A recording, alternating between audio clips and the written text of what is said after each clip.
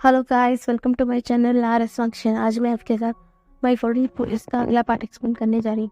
हमने पिछले पार्ट में देखा था कि विंग को उनका पावर्स भी मिल चुका है और उन्हें ये भी पता चल चुका है कि जो सुचांगाई है वो कोई डेमन की जनरल वेंडल कुछ नहीं है। असलियत में जो एक इंसान आकर विंग उस सुचांगाई को ऊपर चिल्ला रहा था वही असलियत में डेमोस का जनरल है और अब विंग डेमोस का गार्ड है और ऊपर से वो पिछले गार्ड थे जो वे चंगसी उनका बेटा है। सबको ये पता चल चुका था और उनके मन में बहुत सारे सवाल भी था। उस सारे सवालों के जवाब भी उन्हें जानना था, इसलिए सब लोग ना सिर्फ रेड फोनिक्स, लैनी और बहुत से सन की ओर देख रहे थे और बहुत सारे सवाल कर रहे थे। अब आगे तब इन्हें वो इंसान बोलता है कि हाँ, यहाँ पर ना बहुत सारी बातें हैं, आपको जानना है, पर इसका शुरुआत शायद मुझसे ही हुआ था, इसलिए मैं ही आपसे जो बात है पहले शुरू करूँगा। ऐसे बोलकर वो बोलते हैं कि मेरा नाम वीमो है। वीमो, मैं वे चांगसे की यानी कि हमारे पिछले गार्ड है उनकी जनरल हूँ। और हाँ, हम जब हमारे डेमोस वर्ल्ड पर जैसे ही हमारे गार्ड का जन्म होता है उसी वक्त ये भी पता चल जाता है कि उनका जनरल कौन बनेगा। ये भी उन्हें पता चल जाता है और हमारा जो शिक्षा करते हैं और हमारी जो युद्ध नीति सब कुछ हमारे लिए हमारे गुरु ही सिखाते थे और मुझे भी उन्होंने ही सिखाया था। सब कुछ ठीक ही चल रहा था, पर ऐसा बोलकर वो बोलता है कि पर हमारे गुरु हमारे गार्ड को पसंद नहीं करते थे क्योंकि हमारे गार्ड सबसे अलग थे। हमारे गुरु सबसे बड़े थे, सबसे बड़े। पता नहीं वो किस सदियों से जी रहे थे। उस समय में ना सिर्फ फोनिक्स यानी कि रेड फोनिक्स ही गार्ड बने थे, पर वहाँ पर कोई भी डेमन्स का गार्ड चुना नहीं गया था। उन्हें लगा कि अब शायद उन्हें ही डेमन गार्ड की पद में चुना जाएगा क्योंकि उस समय में कोई भी जो बड़ा इंसान नहीं था।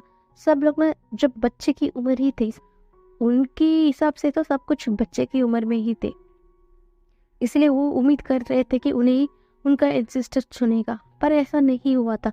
उन्होंने मेरी जो गॉड है वे चंगसे को चुना था। ये बात हमारे गुरु को बिल्कुल भी पसंद नहीं आया था। उस बच्चे को चुना है उनकी एंसेस्टर ने, यही सोचकर उन्हें गुस्सा आ रहा था, पर पता नहीं क्यों जैसे ही उन्होंने उस बच्चे को देखा वो खुद ब खुद अपने सर को झुका लिया था और उनकी हर बातों को मानने लग गए थे क्योंकि उन्हें लगा कि शायद वो गार्ड के पद में चुने गए थे, इसलिए शायद वो ऐसा बर्ताव कर रहे थे। ऐसा उन्होंने खुद को ही मना लिया था। हाँ, उन्होंने देखा कि कई सारे डेमोस गार्ड यहाँ पर आए थे और बने भी थे और उनको शिक्षण भी शायद हमारे गुरु ने ही दिया था। वो कभी भी किसी के सामने अपने सर को झुकाना भी सही नहीं समझते, पर आज एक छोटे बच्चे के सामने उन्होंने सर झुकाया है। कुछ तो अलग बात होगा इस बच्चे में, यही सोच रहे थे और उन्होंने कई सारे तरीके भी अपनाए।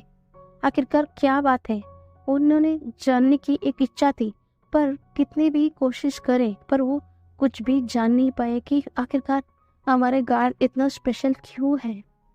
पर उन्हें अच्छा लगा कि कम से कम उनका ये गार्ड बहुत ज़्यादा पावरफुल है, सबसे ज़्यादा पावरफुल है, तो इस हेवन को भी अपने काबू में ला लेंगे ऐसा लगा था। पर हमारा गार्ड ऐसा नहीं थे, वो बहुत अच्छे थे, वो सबको समानता से प्यार करते थे। वो कभी भी लड़ाई में विश्वास नहीं करते थे। वो एक शांति प्रिय राजा थे, हमारे राजा। पर ये बात हमारे गुरु को अच्छी ही नहीं लगी थी, उन्हें अच्छा ही नहीं लगा। एक बात हमारे गार्ड को रेड फोनिक्स से मिलने की एक मौका मिल गया था। रेड फोनिक्स ने जैसे ही हमारे गार्ड को देखा, उनकी जो स्वभाव है उनका जो काइंड नेचर है, सब कुछ उन्हें बहुत ज़्यादा पसंद आ गया। पता नहीं क्यों रेड फोनिक्स भी हमारे गार्ड की तरफ एक खिंचाव महसूस कर रहे थे, इसलिए उन्होंने हमारे गार्ड वे चांगसे को अपने बेटे की तरह ही प्यार किया। उन्होंने एक रूल को भी तोड़कर जो हेवन की कुछ पावर्स है उसके बारे में भी वे चांगसे को भी बता दिया था। उन्होंने इतना ज़्यादा भरोसा करते थे हमारे गार्ड पर, सब कुछ अच्छा ही चल रहा था। और उनकी बेटी व्हाइट फोनिक्स वो भी वे चांगसे को अपनी सगे ब्रदर की तरह ही देखती थी, उन्हें एडमायर करती थी। वो कितनी अच्छा नचा है, बहुत ज़्यादा उन दोनों में एक अच्छी बॉन्डिंग भी थी। पहले तो हमारे गुरु को ये सब कुछ पसंद नहीं आया था कि डेमन गार्ड होकर वो कैसे हेवन की तरफदारी कर सकते हैं, इसलिए उन्हें अच्छा ही नहीं लगा। शायद ये बात हमारे गार्ड के तरफ हमारे गुरु के लिए थोड़ा नफरत का काम करने लगा, इसलिए शायद हमारे गुरु ने हमारे गार्ड के लिए थोड़ा नफरत की भावना अपने मन में लाना शुरू कर दिया था। उन्होंने सोचा था कि जो जनरल है यानी कि सुचांगाई, उसकी जो बेटा है उसके साथ ही हमारी रेड फोनिक्स की बेटी के साथ तय करना सही सोचा, क्योंकि वो उस भविष्यवाणी के बारे में जानते थे कि रेड फोनिक्स की आगे भी जो भी संतान होगी वही आगे जाके गार्ड बनेगी। ये बात उन्होंने जान लिया था, इसलिए वो चाहते थे कि हेवन पे भी उनका ही राज हो। इसीलिए उन्होंने जानबूझकर कुछ स्पेल, अपने सारे शक्तियों से स्पेल पढ़कर उन्होंने रेड फोनिक्स को अपने काबू में कर लिया था। इसलिए वो भी रेड फोनिक्स ने हमारे गुरु के काबू में आकर अपनी बेटी की शादी सुचांगाई के साथ तय कर दी। रही बात सुचांगाई की, हमारे गुरु को कैसे ही पता चला कि हमारे गार्ड के जो बिहेवियर है उन्हें पसंद नहीं आया था, इसलिए उन्होंने पूरी तरीके से मेरे बारे में भी पता किया आखिरकार हमारे डेमन गार्ड की जनरल कौन है। उन्होंने जैसे ही पता किया कि वो मैं हूँ, उन्होंने तुरंत मेरे बारे में भी पूछताछ किया कि मैं भी बिल्कुल मेरी गार्ड की तरह ही भावना रखता हूँ सबके लिए। इसलिए वो तुरंत मुझे कुछ स्पेल के जरिए बांध लिया और मेरी जगह उनके प्रिय शिष्य सुचांग आई को मेरे गार्ड के सामने उनका जनरल बता दिया था। यही उनका जनरल ऐसा बता दिया था और मेरी गार्ड भी उनकी गुरु की सारी बात को बिना सोचे समझे मान लिया था, क्योंकि वो अपने गॉड पर, अपने गुरु पर एकदम ब्लाइंडली ट्रस्ट करते हैं, क्योंकि उनका गुरु है, वो पूरी डेमन वर्ल्ड का गुरु है, वो कुछ गलत काम नहीं करेंगे, है ना। यही सोचकर मेरी गार्ड ने उनकी सारी बातों को मान लिया था, क्योंकि वो ब्लाइंडली ट्रस्ट करते थे, पर वो गुरु उसके लायक ही नहीं थे। उनकी भरोसा का गलत फायदा उठाया हमारे गुरु ने और मुझे पूरी तरीके से बांध लिया था। और मैं सब कुछ जान सकता हूँ, क्योंकि आखिरकार मैं उनका जनरल हूँ। उनका जो भी फीलिंग्स हैं, उनके साथ जो भी हो रहा है, मैं जान सकता हूँ। पर क्या करूँ, मैं कुछ कर नहीं सकता था उस समय, क्योंकि हमारे गुरु ने हमें बांध कर रखा था। इसलिए मैं चाहकर भी कुछ नहीं कर पा रहा था। मैं आज़ाद भी नहीं हो रहा था, सिर्फ मैं तमाशा देख सकता होता, क्योंकि हमारे गुरु ने सुचांगाई की वजह से पूरी तरीके से हमारे गार्ड के ऊपर नजर गड़ाए बैठे थे। मेरे गार्ड क्या कर रहे हैं और क्या नहीं, वो सब कुछ अपने ही हिसाब से करवाना चाहते थे। इसीलिए सुचांगाई को ही जानबूझकर उन्होंने जनरल की पद में डाल दिया था और ऊपर से उनकी बेटे की शादी रेड पुलिस की बेटी के साथ भी तय कर दिया था। और ये सारे बात से अनजान मेरे गार्ड वो तो अपने ही सवालों में उलझे थे, क्योंकि उन्हें कुछ समझ ही नहीं आ रहा था। अपने अंदर की भावनाओं से वो लड़ रहे थे। ऊपर से उन्हें शौक लगा था कि रेड फोनिक्स ने ये कह दिया कि उनकी बेटी की शादी उनकी जनरल की बेटी के साथ करवाना चाहती थी। गार्ड सोच रहे थे कि क्या सच में रेड फोनिक्स यही चाहते थे। इसलिए वो सब कुछ सोच को पार लाते हुए उन्होंने हमारे गुरु से कह दिया था कि वो कुछ दिन के लिए बाहर चले जाएंगे, कुछ आराम करना चाहते हैं, वो किसी के साथ नहीं जाना चाहते, वो अभी अकेला कुछ समय रहना चाहते हैं। ऐसा बोलकर वो उस सुचंगाई को भी नहीं लेकर जाते, वो खुद अकेला वहां से चले जाते हैं। और उन्होंने सोचा कि वो कहाँ जाएंगे, इसलिए उन्होंने कल्टीवेशन वर्ल्ड को चुना था जाने के लिए, क्योंकि कल्टीवेशन वर्ल्ड पर जाने के लिए किसी के मन में गलत भावना नहीं होना चाहिए। और हमारा गार्ड तो सबको तो समानता से मानते हैं, इसलिए उन्हें कोई भी तकलीफ नहीं हुई कल्टीवेशन वर्ल्ड पर जाने की, और उन्होंने कल्टीवेशन वर्ल्ड पर चले गए थे।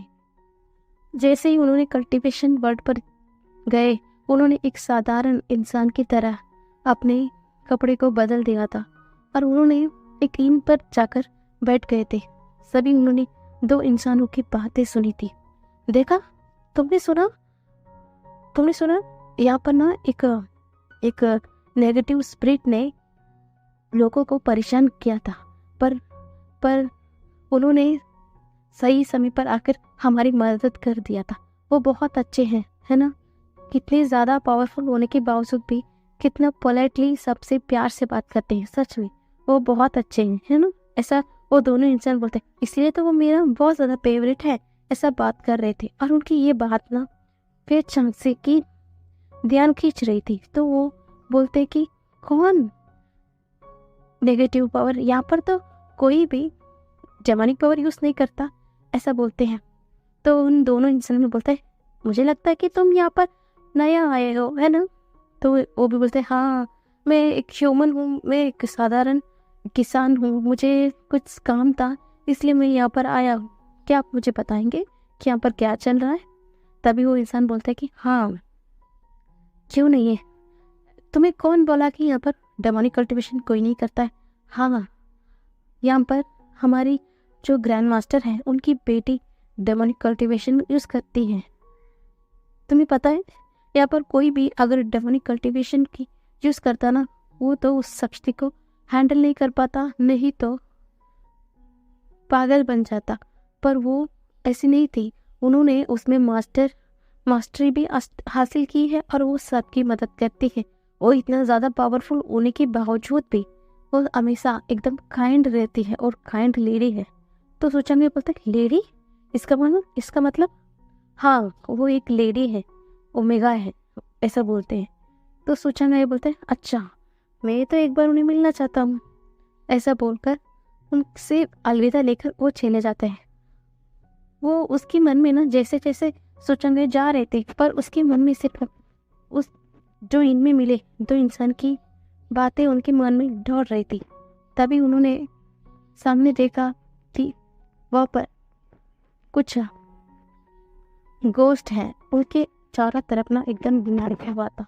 तो उन्होंने इस गोश्त को एकदम गायब करने के लिए अपने हाथ बढ़ाने ही वाले थे, तो उन्होंने देखा किसी की फ्लूट की आवाज़ ने उस गोश्त को एकदम गायब करवा दिया था और उसके पास जो भी नेगेटिव पावर्स है वो अपने अंदर ले रही है।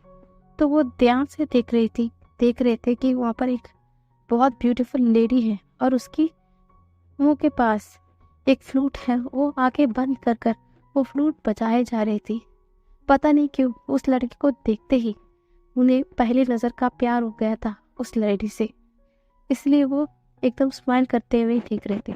जैसे ही उस लेडी को पता चलता है कि कोई इंसान उसे बहुत देर तक देख रहा है, तो एकदम आंखें खोलकर उसके सामने आती है और बोलती है कि कौन हो तुम, यहाँ पर क्या कर रहे हो, ऐसा बोलते हैं। तो वो इंसान बोलता है कि हाँ, मेरा नाम चांगसे है और मैं एक किसान हूँ।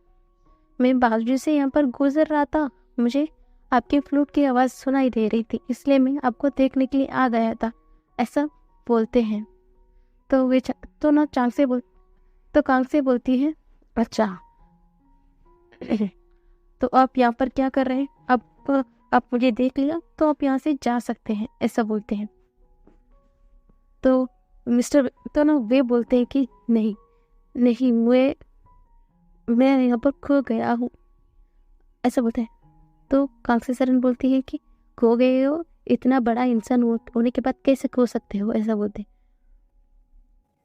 तो वे चंग से बोलते हैं कि मेरा कुछ समय पहले मेरे मदर फादर का डेथ हो गया था। अब मेरा कोई नहीं, मैं अनाथ हूँ। और मेरे रिश्तेदार ने जो मैं किसानी कर रहा था उस खेत को भी मुझसे छीन लिया था। अब मेरे पास रहने के लिए ना खाने पीने के लिए कुछ भी नहीं है। मैं इधर उधर ऐसा ही भटकता रहता हूँ, मेरा कोई भी नहीं है इस दुनिया में। ऐसा बोलकर ना बहुत लाचार होने का दिखावा करते हैं। और उनका ये बात सुनकर कांसी सरन के मन में ना उनके लिए बहुत दया वाली भावना आ जाती है। वो बोलते कि ठीक है, चलो मैं तुम्हें ले जाता हूँ। ऐसा बोलकर वो उन्हीं के साथ जाते हैं। वो बोलते हैं कि मैं एक कल्टीवेटर हूँ, मेरा नाम कांसी सरन है और मैं ऐसे ही सबकी मदद करती रहती हूँ। क्या तुम मेरे साथ ट्रैवल करने लगोगे, या तुम अपने आप को अल्फा ऐसा समझकर घमंड में रहोगे? तो तुम्हें मेरे साथ आने की ज़रूरत नहीं है। मैं ओमेगा हूँ तो क्या हुआ, मैं सबकी मदद कर सकती। तुम ऐसा अपने आप को जो ओमेगा के साथ आने के लिए नीचा समझते हो तो मेरे साथ आने की ज़रूरत नहीं है। ये लो थोड़ा पैसा, इसे रख लो। ऐसे बोलकर वो जाने वाली, तभी ना वे चंग से बोलते हैं कि रुकिए, मैं आपको ऐसा कभी भी ऐसा नहीं समझता हूँ, ओमेगा को नीचे कभी भी नहीं समझता हूँ। अब इतना बड़ा अपने ही मेहनत की वजह से हुए तो मैं आपके लिए बुरा भला क्यों सोचने लगा? मुझे कोई आपत्ति नहीं है आपके साथ आने में। ऐसा बोलकर वो दोनों ऐसे ही जाते हुए सारे लोगों की मदद करने लगे। और वे चांगसे को कांसी सरन की ये बात बहुत अच्छी लगी, उनकी वो काइंड नेचर और उनकी वो स्माइल, उनका जो बेझिझक किसी के सामने भी अपनी बातों को रखने का वो तरीका, सब कुछ बहुत ज़्यादा पसंद आती थी।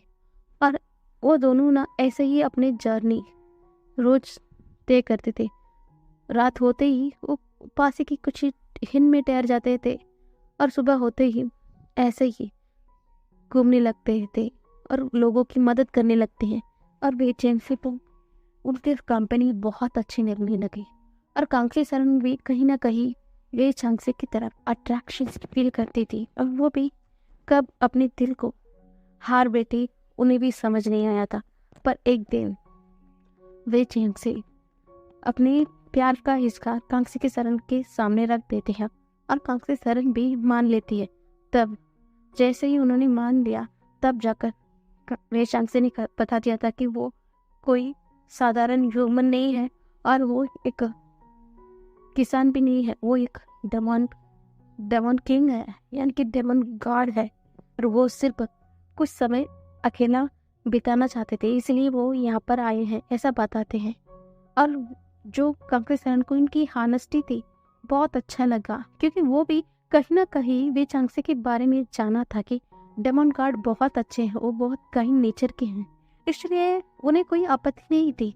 तो उन्होंने कहा कि चलो मैं आपको मेरी मदद से मिलाऊंगी, हम दोनों की शादी के लिए उनकी मंजूरी बहुत ज़्यादा ज़रूरत है। ऐसा बोलकर वो दोनों बाउसन सरन से मिलने जाते हैं और बाउसन सरन भी मान लेती है उनकी शादी के लिए। जैसे ही उनकी शादी होती है तभी बाउसन सरन ने कहा कि मुझे आपको एक बात बतानी है, कांसी सरन की साथ जुड़ी हुई है। ऐसा बोलकर उन्होंने बताया कि आपकी जो वाइफ है यानी कि मेरी बेटी, उसके पास डेमोनिक कल्टीवेशन आदि पावर्स है।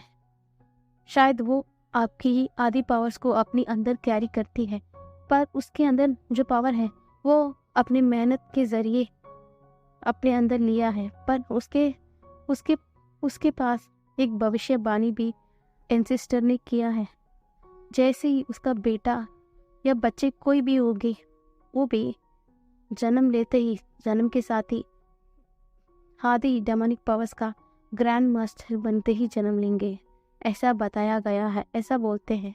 तो ये सुनने के बाद ना थोड़ा परेशान हो जाते हैं वे चांगसे, क्योंकि उन्होंने कहीं ना कहीं अपने गुरु के इरादे के बारे में जाना है।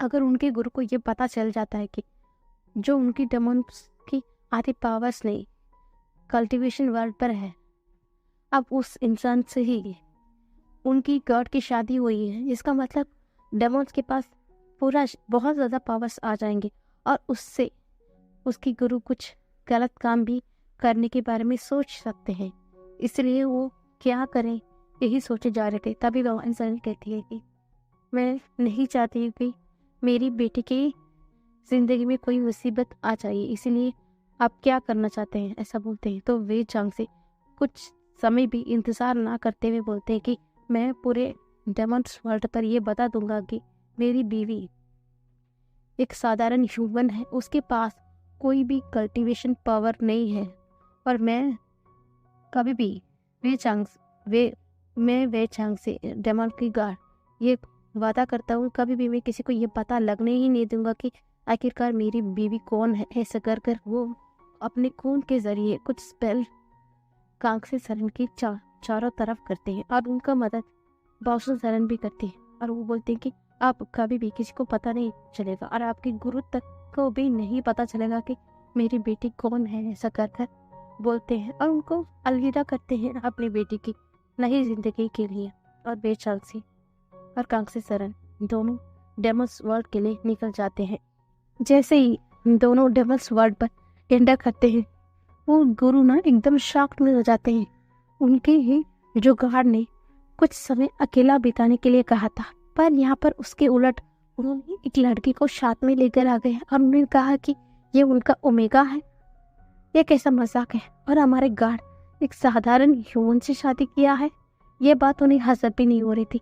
वो कभी भी उसकी वजह से वो कभी भी कांगसे सरन को पसंद भी नहीं करते थे। वो कभी भी एक रेस्पेक्टफुल नज़र से कांगसे सरन को ट्रीट नहीं करते थे, पर बाकी सब ऐसा नहीं कर सकते ना। बाकी सब तो कांगसे सरन को बहुत रेस्पेक्टफुली बात करते थे, उन्हें भाव करते थे, और उनकी वो नेचर सबको बहुत पसंद आती थी, कांगसे सरन की नेचर। इसलिए डेमॉन्स वर्ल्ड में सारे लोग हैं जो कांगसे सरन को बहुत प्यार करते थे, बहुत ज़्यादा प्यार करते, उन्हें अच्छे से ट्रीट करते थे।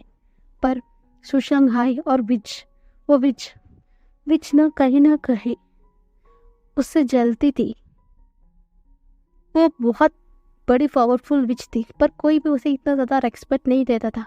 एक साधारण ह्यूमन है, उसे इतना ज़्यादा रेस्पेक्ट कैसे मिल सकता है, और मिले भी क्यों ना, क्योंकि वो हमारी डेमोस गढ़ की बीवी जो ठहरी, इसलिए उन्हें इतना ज़्यादा रेस्पेक्ट मिल रहा है। ये सोचकर वो नज़रअंदाज कर देती थी। तभी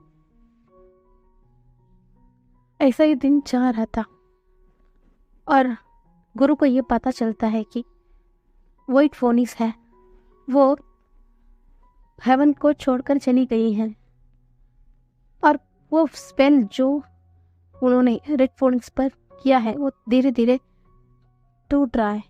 तो उन्होंने बहुत ज़्यादा परेशान हो जाते हैं। उन्हें लग रहा है कि अब जैसे ही रेड फोनिक्स को अब सारे स्पेल तोड़कर वापस नॉर्मल में आ जाते हैं, उन्हें पता चल जाएगा कि उनके साथ ये कौन किया है। इसलिए वो थोड़ा घबरा रहे भी थे, पर उन्होंने सोचा कि ऐसा कैसा वो घबरा सकते हैं, उनके पास डेमन गॉड है, भले ही वो हेवन को सपोर्ट करते हैं, कभी उनके गुरु के ऊपर तो कुछ होने नहीं दे सकते हैं ना। यही सोचकर वो एकदम अपनी ही मौज में थे। पर एक दिन ऐसा नहीं हुआ। एक दिन वे चांगसे ने कांगसे सरन को बोलकर उन्होंने बोला कि वो हेवन में जाएंगे। ऐसा बोलकर वो अपने बीवी यानी कि कांगसे सरन को भी लेकर हेवन में चले गए थे। वो रेड फोनिक्स से मिलाना चाहते थे। जैसे ही वो रेड फोनिक्स को देखते हैं, उन्हें समझने में वक्त ही नहीं लगता कि कोई रेड फोनिक्स के ऊपर स्पेल किया है। इसलिए वो तुरंत अपने पावर्स के जरिए उस स्पेल को तोड़ देते हैं। जैसे ही उस पावर को तोड़ देते हैं, रेड फोनिक्स अपने नॉर्मल फॉर्म में आ जाते हैं, और वो आते ही एकदम गुस्सा हो जाते हैं। पर वो सामने वे चांगसे को देखते हैं तो एकदम नॉर्मली बिहेव करते हैं, क्योंकि वो जानते हैं कि वे चांगसे कैसा है। ये सब कुछ उस गुरु ने किया है, वो उनसे बात में निपट लेंगे। यही सोचकर वो वे चांगसे को एकदम प्यार से बातें करते हैं, उनकी बीवी को भी ढेर सारा आशीर्वाद देते हैं। पर वे चांगसे रेड फोनिक्स से बहुत ज़्यादा भरोसा करता था और प्यार भी करता था, इसलिए उन्होंने रेड फोनिक्स से वे चांगसे ने कांगसे सरन के बारे में सब कुछ बता दिया था कि उसके पास क्या पावर्स है। ये जानते ही ना रेड फोनिक्स एकदम घबरा जाते हैं। ये कभी भी किसी को पता नहीं चलना चाहिए, ऐसा बोलकर वो अपने शक्ति से कुछ लिक्विड जैसा कुछ बाहर लेते हैं और बोलते हैं कि इसे पीने के लिए काफी सनम के देते हैं और बोलते हैं कि तुम डेमन वर्ल्ड पर हो, कभी ना कभी तुम्हारी सच्चाई सबके सामने आ जाएगी, इसे पी लेना। कभी भी कोई भी तुम्हारी जो पावर्स तुम्हारे अंदर है उसके बारे में कोई भी पता नहीं कर पाएगा, क्योंकि तुम्हारे अंदर जो पावर है वो डेमोन्स की है। वो कहीं ना कहीं अपने सामने अपने ही लोगों को देखकर एक्टिव होने के बहुत ज़्यादा चांसेस है, इसलिए तुम ये पी लो, वो कभी भी तुम्हारे इजाज़त के बिना बाहर नहीं आ पाएगी। ऐसा बोलकर उस लिक्विड को दे देते हैं और कांसी सरन भी उसे तुरंत पी लेती है। थोड़ी देर ऐसे ही बात करते हैं। उसके बाद वे कांसी सरन को लेकर चले जाते हैं। जैसे ही जाते हैं रेड फोनिक्स को इतना ज़्यादा गुस्सा आ जाता है, वो तुरंत उस गुरु के पास चला जाता है। वो चला जाता है और उसके साथ एकदम बहुत तेजी से हमला, दोनों लड़ाई करने लगते हैं। तभी वहाँ पर सुचांग के बेटा बीच में आ जाता है और इसकी वजह से रेड फोनिक्स की जो आग की ज्वाला है वो उसके ऊपर लग जाती है। वो उसी वक्त वहीं पर मर जाता है, क्योंकि वो भले ही सुचांग की बेटा था पर उसके पास अभी भी उतना पावर नहीं थी, और ऊपर से रेड फोनिक्स की इतने ज्यादा तेज को कहने की उसकी हिम्मत ही नहीं थी, इसलिए वो तुरंत उसी जगह मर जाता है। इसे देखने के बाद वो गुरु इतना ज्यादा गुस्से में आ जाते हैं। वो बोलते हैं कि मैं तुम्हें नहीं छोड़ूंगा, तुम्हारी पूरी जिंदगी को बर्बाद हो कर दूंगा। तुम जैसे ही मेरे प्रिय शिष्य की बेटे को मारे थे ना, मैं तुम्हारे ही हाथों से तुम्हारी बेटी की पूरी जिंदगी को बर्बाद कर दूंगा। ऐसे बोलकर वापस से कुछ स्पेल करते हैं, क्योंकि रेड फोनिक्स एकदम शॉक में थे कि उन्होंने ये क्या कर दिया, और उस मौके का फायदा उठाकर वापस से उस गुरु ने रेड फोनिक्स के ऊपर स्पेल कर दिया था और वो वहां से चले गए थे उस बॉडी को लेकर। जैसे पता चलता है कि सुचांग को उनके बेटे का मृत्यु हो गया तो वो बहुत ज्यादा गुस्से में आ जाते। उन्होंने शपथ ले लिया था कि वो उस रेड फोनिक्स को हरगिज नहीं छोड़ेंगे। वो सही मौके का तलाश कर रहे थे कि जब सही मौका आएगा ना, वो उसी तरीके से रेड फोनिक्स को भी तकलीफ देंगे, यही सोचे जा रहे थे। और जैसे ही वो वहाँ पर आते हैं अपनी वर्ल्ड पर, वो देखते हैं कि उनका गार्ड बहुत ज़्यादा हैप्पी है। वो अभी भी हेवन की बहुत ज़्यादा मदद कर रहे थे। तो गुरु को इतना ज़्यादा गुस्सा आ जाता है कि उन्होंने सोच लिया था कि अब इसे जीने की कोई ज़रूरत नहीं है, ये चले जाएगा तो क्या हुआ, अगला किसी को भी उनका इंसिस्टर गार्ड बनाएंगे, हम अब ये इसकी ज़रूरत यहाँ पर नहीं है। ऐसा सोचकर उन्होंने कहीं सारा तरीका अपनाया था कि उनकी डेमन गार्ड को रास्ते से हटाने के लिए, पर कोई भी काम नहीं आया, क्योंकि जो भी उसके पास जाता वो एकदम नष्ट होकर वहीं पर मर जाता। इसलिए उन्होंने सोचा कि हम पावर्स की वजह से कभी भी उनके गार्ड को हरा नहीं सकते। इसलिए उन्होंने चाल बिछाना ही सही समझा। उन्होंने देखा कि उनके गार्ड उनकी बीवी से बहुत ज़्यादा प्यार करते हैं, तो गुरु को एक मौका मिल चुका था कि अब वे चांगसे को रास्ते से हटाने का तरीका। इसलिए उन्होंने कुछ बहुत ज़्यादा पावरफुल मात्रा में पॉइजन को प्रिपेयर किया था, और वो पॉइजन एकदम स्लोली उसके अंदर अपना असर दिखाता। जैसे ही एक दिन वे चांगसे अपने काम के वजह से बाहर गए थे, उसी दिन गुरु ने उस पॉइजन को फुट के जरिए कांसे के अंदर बेच दिया था, और वो ये बात वे चांगसे को पता नहीं चले। इसलिए उन्होंने अपनी आधी से ज़्यादा पावर उसमें खर्च कर दिया था, ताकि वे चांगसे को इसके बारे में पता ना चले। जैसे ही उसका बीवी मर जाएगी तो वो भी खुद ब खुद मर जाएगा, यही सोचकर उन्होंने ऐसा किया था। आज ऐसे ही दिन बीते जा रहा था। वो बहुत ज़्यादा हैप्पी थे कि अब धीरे धीरे वे कांसे सरन की तबीयत भी बिगड़ती ही जा रही थी, और गुरु को पता था कि आखिरकार ऐसा क्यों हो रहा है कर। इसलिए वो एकदम हैप्पी थे कि वो जो चाह रहे थे वही हो रहा था। आज आखिरी दिन था उस पॉइजन के काम करने की।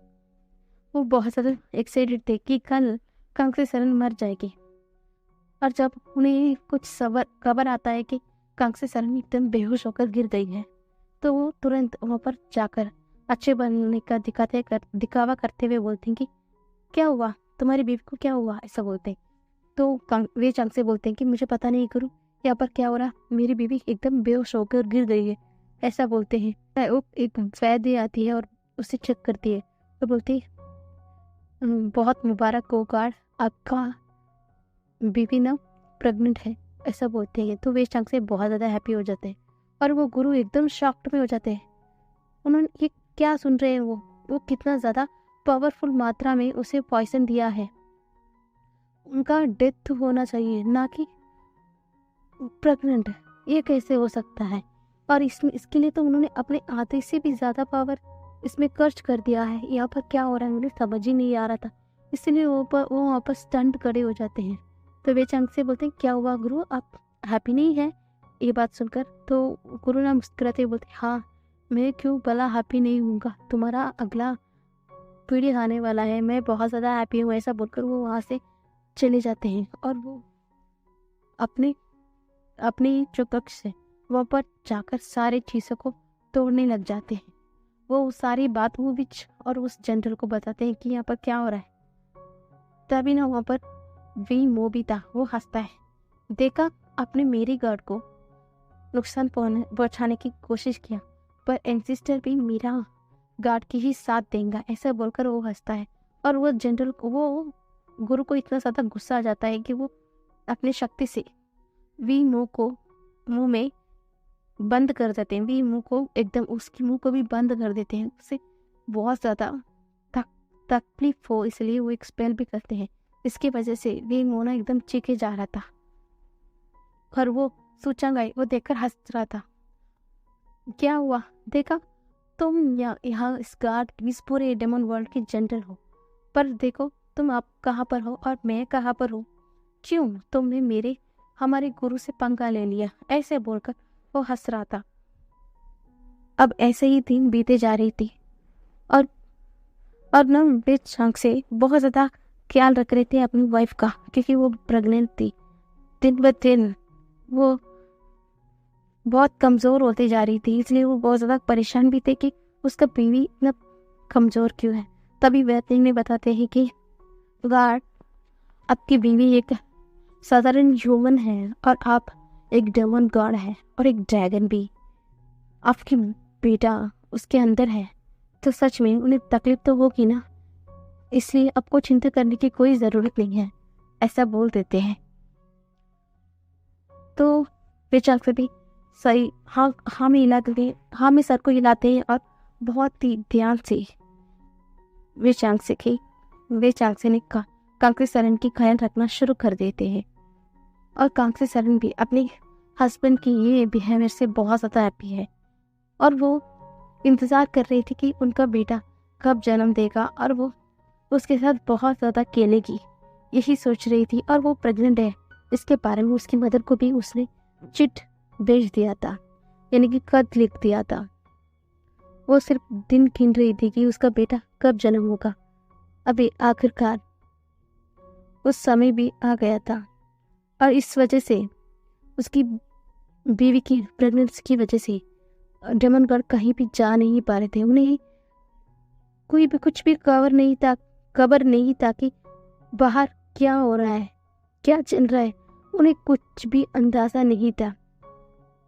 और डेमन वर्ल्ड में इसके उलट बहुत ज़्यादा गड़बड़ हो चुकी थी।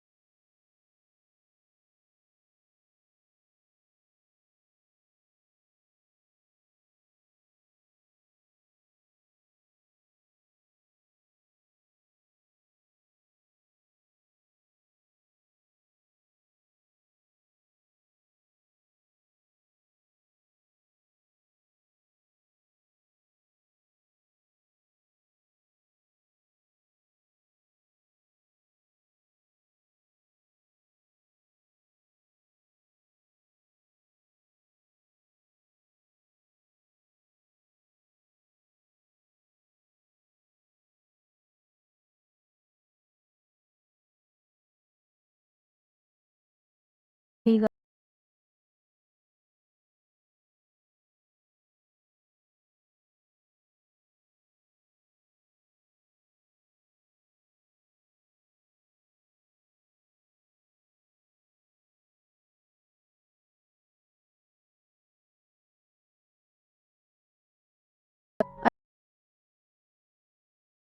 कि वो कहीं ना कहीं हमारे डेमन घर के ऊपर भी कहीं मुसीबत ला कर ही छोड़ेगा, ऐसा बोलते हैं।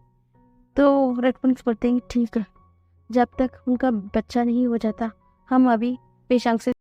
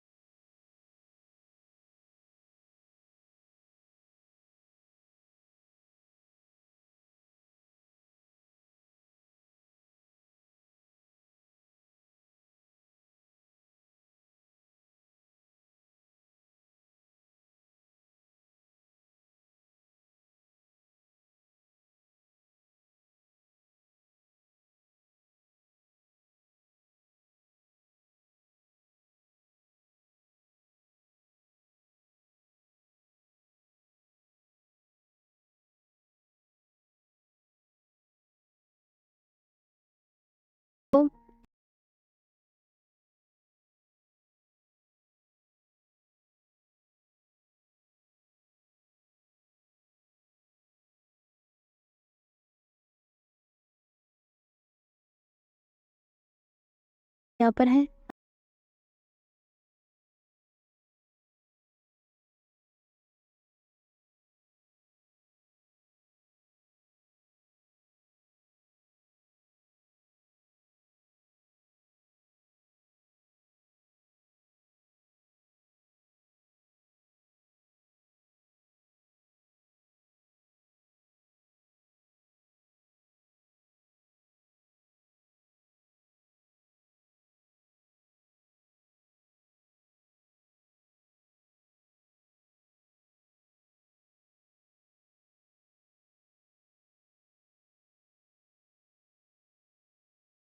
आता वो कब का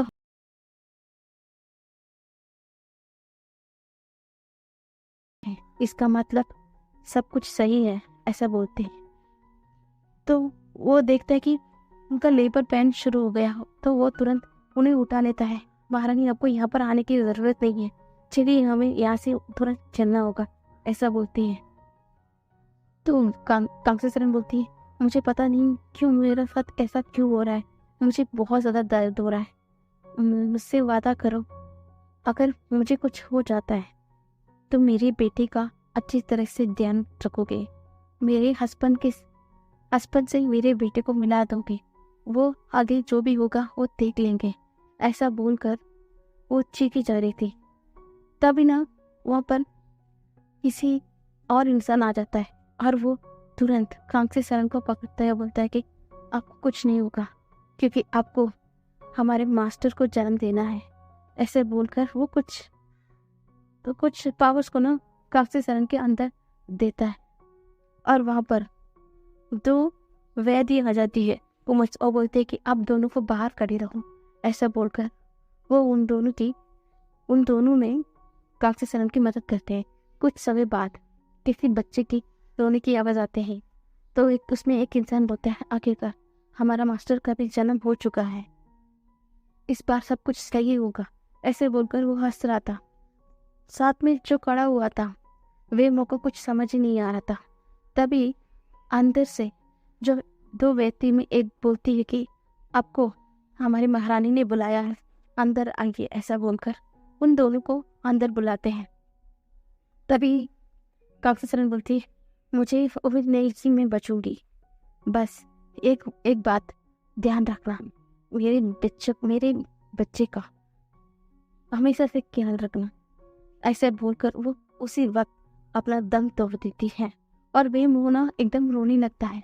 वो सोचता है कि अब उसका मास्टर का क्या होगा, उसका गार्ड का क्या होगा, अगर उसका मेट नहीं तो क्या उसका गार्ड जी पाएंगे, यही सोचकर वो रो रहा था।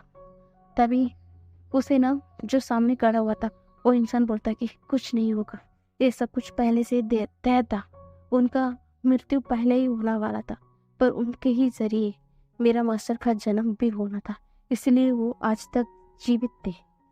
अब उन्होंने उनका जो काम था, उन्होंने अपने काम को बहुत अच्छे से कर दिया था। अब उन्हें यहाँ पर रहने की आवश्यकता नहीं थी, इसलिए वो चली गई, ऐसा बोलकर वो बोलता है। तो बेमोना एकदम चीखते हुए बोलता है, क्या? मुझे कुछ नहीं पता, अब मेरा गार्ड का क्या होगा, ऐसा बोलकर वो रो रहा था। तो वेनिंग बोलता है, कुछ नहीं। वो इंसान वेनिंग था। वो बोलता है कि मेरा नाम वेनिंग है, जो तुम्हारा जो मास्टर है, तुम्हारा जो गार्ड है, ये उनका पास जो भी पावर है ना, तुम लोग जो उन्हें बहुत पूछते हैं, उनके पास जो भी पावर है ना, ये सब कुछ इनका है। इनका जन्म उनके ही जरिए होना था, इसलिए सब कुछ पहले से ही ये सब कुछ लिखा हुआ था, इसलिए ये सब कुछ हो रहा है। तुम्हें बहुत ज़्यादा सोचने की ज़रूरत नहीं है, आगे भी जो भी होगा वो पहले से ही तय हो गया है, ऐसा बोलते हैं। फिर भी वो वीमू बोलता है कि मुझे कुछ नहीं पता, बस मुझे मेरी गार्ड को देखनी है, ऐसा रोता है। तभी वहाँ पर ना वे चांद से प्रकट हो जाते हैं। वो बोलते हैं कि यहाँ पर क्या हो रहा है, मेरी बीवी, ऐसा बोलते हैं। वो तुरंत अपने वाइफ के पास जाते हैं, उसे हिलाते हैं। तभी वेनिंग बोलता है कि आपकी वाइफ यहाँ पर नहीं रही, वो इस दुनिया छोड़कर चली गई है, ऐसा बोलते हैं। तो वे चांद से ना लोग गुस्से में आते हैं और बोलते हैं कि तुम्हारी इतनी हिम्मत कैसे हो गई, ऐसा बोलकर वो चीखते हैं। तो वेनिंग बोलता है, क्योंकि आपकी बीवी के ऊपर बहुत समय पहले ही बहुत बुरी तरीके का जहर दिया गया है, उन्हें तक कब का मरना चाहिए, पर शुक्र है मेरी जो मास्टर है, उन्हीं की वजह से आज तक आपकी बीवी जिंदा रह पाई थी, नहीं तो वो कब का मर गई होती, ऐसा बोलते हैं। तो वे चंग से एकदम बड़ी बड़ी आंखों से बोलते, जहर?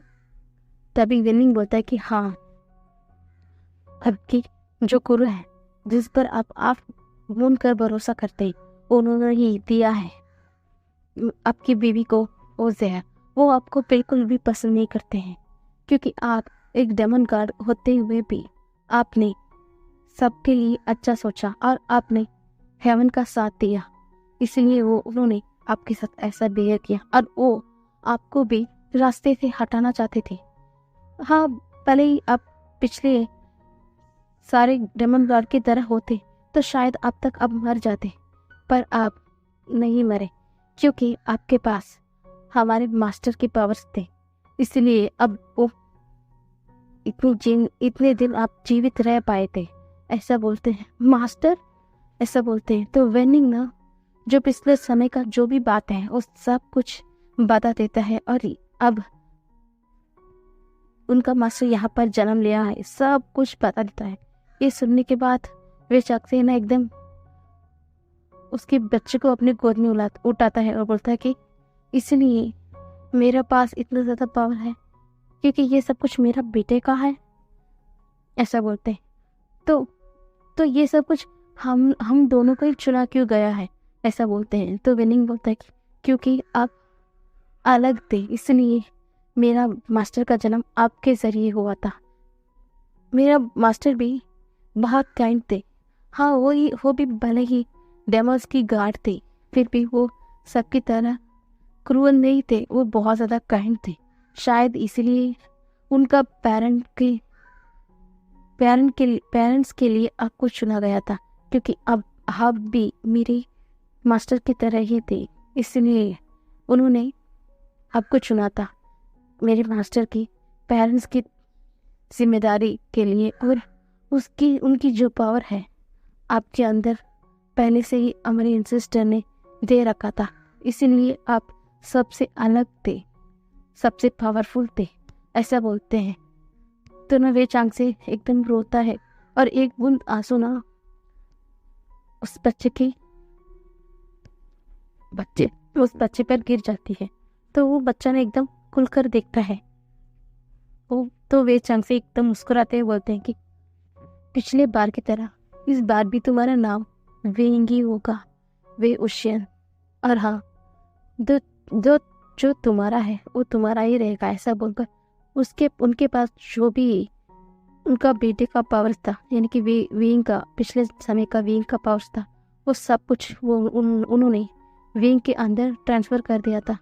और उन्होंने कहा, देखो आगे जो भी होगा वो सब कुछ मैं देख लूँगा, और अब तुम यहाँ से तुरंत मेरे बेटे को लेकर चले जाओ और उसे मेरी सासू माँ यानी कि बाउसल सरन को दे देना, ऐसा बोलकर कुछ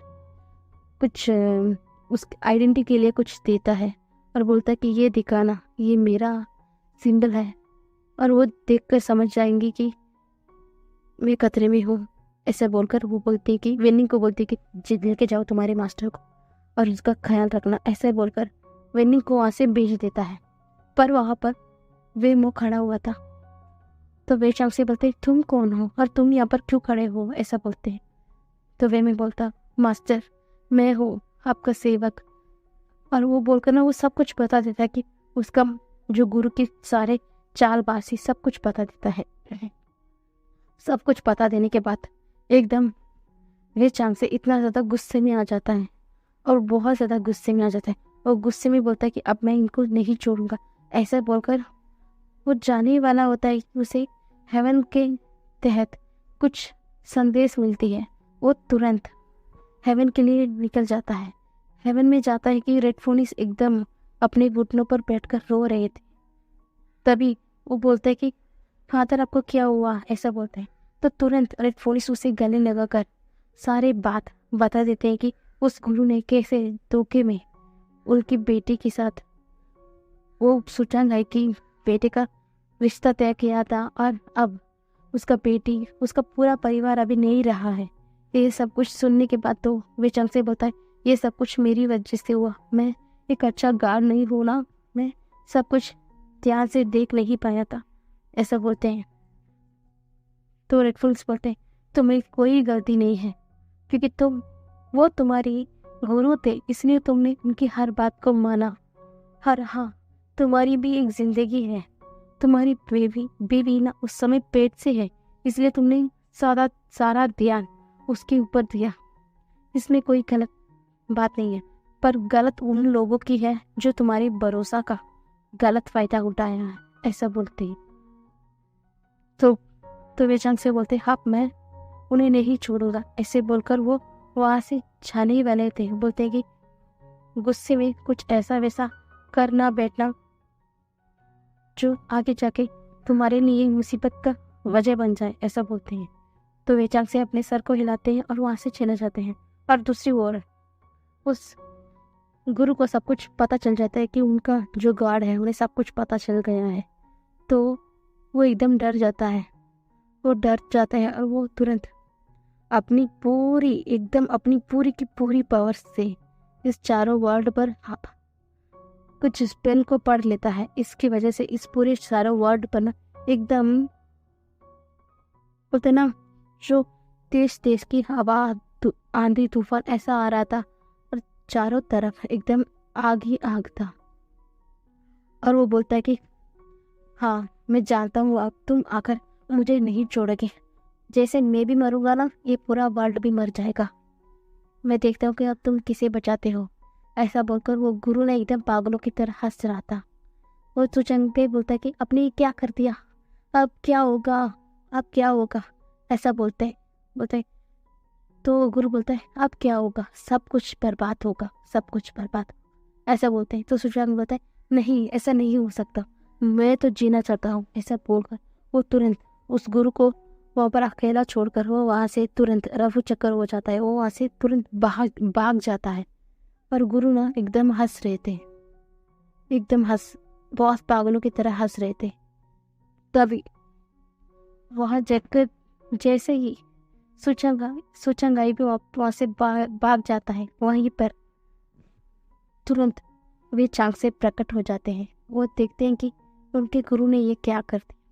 वो तुरंत उस गुरु के पास जाता है और उनके सामने कुर्ता पर बैठ जाता है। आपने ऐसा क्यों किया, ऐसा बोलता है। गुरु तो एकदम हैरान हो जाता है, उसे लगा था कि ये आकर उसे मारेगा, उसकी जान ले लेगा, पर ये तो उसके उलट उसके घुटनों पर बैठा हुआ है। वो सिर्फ देख ही रहा था। तभी वे चंग से बोलने शुरू कर देते हैं। वो बोलते कि मेरा कोई मदर फादर नहीं थे, एंसेस्टर ने मुझे गार्ड का पोजीशन दे दिया था। मुझे लगा कि आप गुरु हैं तो मैं आपका बच्चे की तरह हूँ ना। मुझे लगा कि आप सब कुछ सही सही मुझे सिखाएंगे, पर आपने आपके मन में लालची रखा। आप तो इन चारों वर्ल्ड पर हुकूमत करना चाहते थे और हेवन को पूरी तरीके से बर्बाद करना चाहते। आप कैसा भूल गए थे कि हम भले ही गार्ड हो, फिर भी हमारे ऊपर कोई और की हाथ है और वो सब कुछ देख रहा है। पर आप, इसलिए मैं हमेशा अपने मन की सुन रहा था। मैं हमेशा जो सच्चाई है उसके रास्ते पर जाना चाहता था, इसलिए मैं सबको एकदम सवाल साथ ट्रीट किया। आप एकदम अपने आप को गुरु कहते हैं ना सबको, कितने समय से आप जी रहे हैं, फिर भी आपने इतना गलत काम किया। कैसे अपने आप को गुरु बोल सकते हैं इतना गलत काम करते हुए? तो क्या हुआ कि हम डेमन है या वो गार्ड, हम सब तो हमारी एंसेस्टर की मर्जी से ही चलते हैं। तो आपने ऐसा कैसे कर दिया? आप ऐसा कैसे कर सकते हैं? हमारे एंसेस्टर के खिलाफ कैसे जा सकते हैं? वही हम सबके गार्ड है ना, अब ऐसा कैसे करेंगे? कर दिया ऐसा बोलकर वो बोलता है कि ठीक है, अब जाते हैं ना कि मैं मर जाऊं। ठीक है, मुझे भी मरने में कोई डर नहीं है। और जैसे ही आपने मेरी बीवी को जान से मारने की कोशिश करी और मुझे भी जान से मारने की कोशिश करी, आप पहले से ही पता देते ना तो मैं खुद ब खुद अपने जान को ले लेता। शायद नहीं, अब मेरे पास बीवी है, बच्चे हैं, इसलिए मैं नहीं लेता, पर अब मेरे पास कुछ भी नहीं है तो मैं मरना ही सही समझता हूँ। ऐसा बोलकर वो उस डोर पर चले जाता है, वहाँ पर जहाँ पर उस गुरु ने चारों वर्ल्ड पर स्पेल किया था। वो खुद ब खुद उस जगह पर जाकर एकदम घुटनों पर बैठ जाता है। बैठकर बोलता है कि मैं डेमन गॉड। ऐसा बोलकर वो बोलता है कि एंसेस्टर, मैंने आपने जो भी जिम्मेदारी मेरे ऊपर दी थी मैंने उसे पूरी तरीके से अच्छे से निभाई है। मैं कोई भी गलत काम नहीं किया, कोई लालसा नहीं रखा, मैंने सबको समानता से प्यार किया। अगर मेरी जान लेकर इस चारों वर्ल्ड एकदम सही सलामत रह सकता है तो मैं डेमन गॉड चांद से खुद ब खुद अपने जान को दे दूंगा। ऐसे बोलकर वो उस जगह पर एकदम चुक जाता है। तो वहाँ पर ना एकदम तेज तेज बिजली की जो रफ्तार है वो आकर सिर्फ वे चांसे के ऊपर लगने लगा। जैसे जैसा उस बिजली की तार वे चांसे के ऊपर लगने लगी, जो स्पेल उस गुरु ने सबके ऊपर कर रखा था वो सब कुछ धीरे धीरे खत्म होने लगे थे। और वे चांसे की सांसें भी एकदम रुकने लगी थी और आखिरकार पूरी तरीके से वे चांसे वहीं पर धुएं में कन्वर्ट होकर एकदम गायब हो जाते हैं। तभी वो पर ना उनका एंसेस्टर की कुछ भविष्यवाणी होती है। वो बोलते हैं कि तुमने अपने आप को गुरु बनाना सबका, पर तुम उसके लायक ही नहीं थे। इसने डेमन गार्ड की हर ड्यूटी एकदम अच्छी से निभाई है। अब तुम्हें समझ आया कि आखिरकार मैंने तुम्हें छोड़कर इस छोटे से बच्चे के क्यों डेमन गार्ड की पद पर लाया था।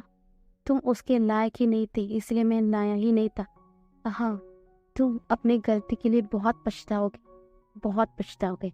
ऐसा बोलकर एक बिजली की तार उसके ऊपर लगती है।